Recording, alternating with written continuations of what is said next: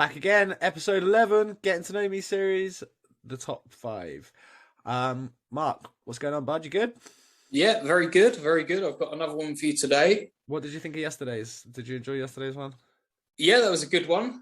Okay. Yeah, I think it wasn't surprising what number one was. Classic. It's a bit of a classic. It's got to be in there. Anyone that follows me that plays any sort of hockey will definitely have Slapshot in their top five as well. But I hope you all went and watched Icarus. And if you haven't seen yesterday's episode, that was definitely my takeaway from that is go watch Icarus. It's on Netflix. I'm going to harp on about that. Happy days. So back to professional sports. Ooh, Who good. are your top five MMA fighters? Okay. Now, we've got, sadly, a couple of Brits on the outside looking in. Bisping, Michael Bisping, Conor McGregor, Dan Hardy. They're the kind of guys that are there or thereabouts.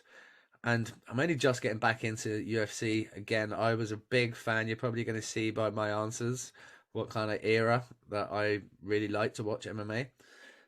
But that being said, Kamaru Usman, Israeli Alessandra, Francis Ngannou, these guys are new school, a different level. I love it, and I think we might potentially be seeing some of the greatest fighters ever right now.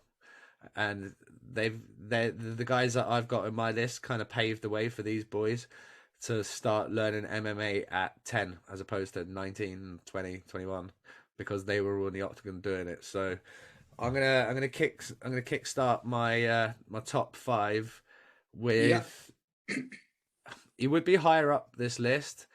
He would probably be right the way near the top if he could get out of his own fucking way. Is Jon Bones Jones. The guy is he's a powerhouse. He's a Yeah. technician. He's uh, he's exciting. He's skillful.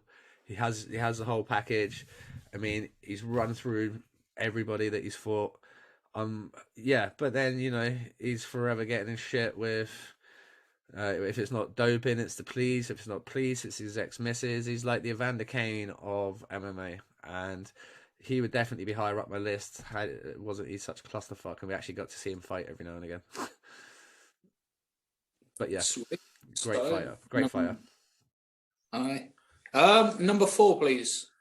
The little French Canadian, Georges Senpier. He was again one of the kind of generation that I grew up watching. He was so dominant for so long, an amazing athlete, an amazing wrestler. Probably something that I didn't really appreciate when I first got into the sport because obviously I like face punching contests. But once you actually start to appreciate the martial art and the skill and the hours of training and how savage those guys are, he was always in the tip top condition. Even when he come back and fought Bisping after a while off. Yeah, so George St. Pierre is number four for me. Good show. Right, number three, please. The Spider, Anderson the Spider Silva, one of the most entertaining fighters to watch for a decade. Yeah. His front kick knockouts are disgusting. How relaxed he was and how jovial he was in the cage. Seeing him break his leg against Weidman was fucking disgusting. Yeah. It was savage to see him do that. I'm glad him and Bisping got to fight. I'm glad Bisping beat him because obviously I'm a Brit number one. And even though at that point you could arguably say people wouldn't like Bisping because of his outspokenness and the way he was. If you listen to his YouTube now, that it's not a game and not a promoter. He's nothing like that. He's fucking good value. His YouTube channel is brilliant.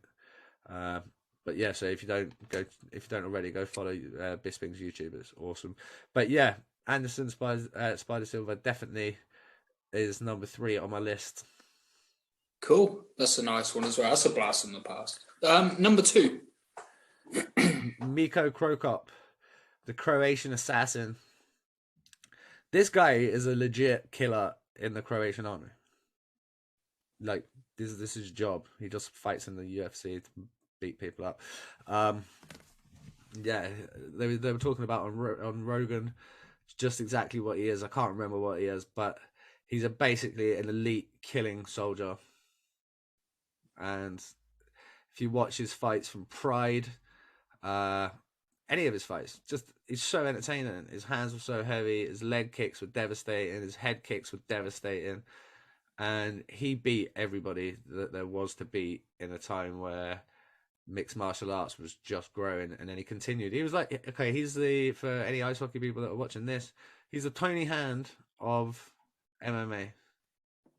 It's like, oh, you go to this level? Okay, yeah, I'm just still going to dominate. Oh, that level? Yeah, I'm still going to dominate. That level? Yeah, I'm still going to dominate. And yeah, he did that at MMA.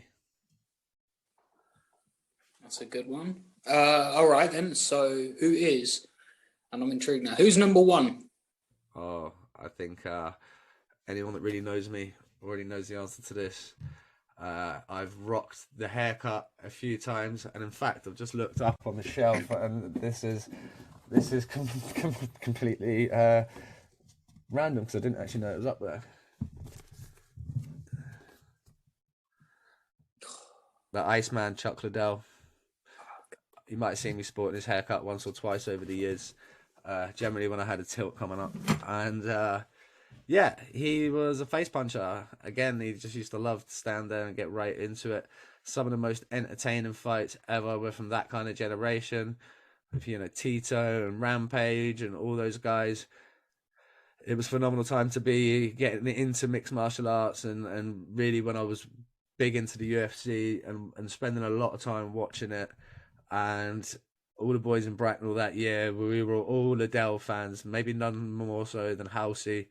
He was like a Liddell super fan. We all loved him, and that was when we always used to stay up and watch the events together. And it was before like social media was proper crazy and you could get everything, so you stayed up and watched the event. It was cool, you know. You had beers with the boys, and yeah, Chuck Liddell number one. Nice. I liked the little MMA one there. Again, I think five's hard, you know. Picking five is difficult, especially when you've been watching something for quite some time now. Like, Yeah, you know, over 10 years watching it, it's hard to pick five fighters. It's really difficult. Same with the boxers. The boxers was difficult. I could have added another 10 boxers onto that list, easy. and that's just the ones. That's just the ones on the top of my head. But we are back for another episode tomorrow. I hope you liked this one. Let me know who your top 5 MMA people might be. Women now. We might have a bit of Holly Holm, a bit of Ronda, a bit of Joanna. Like, maybe that's a video for another day, because there's plenty of good women fighters. In fact, I'm gonna do a video, my top 5 female MMA fighters, because there's loads of them as well. The women are great, by the way.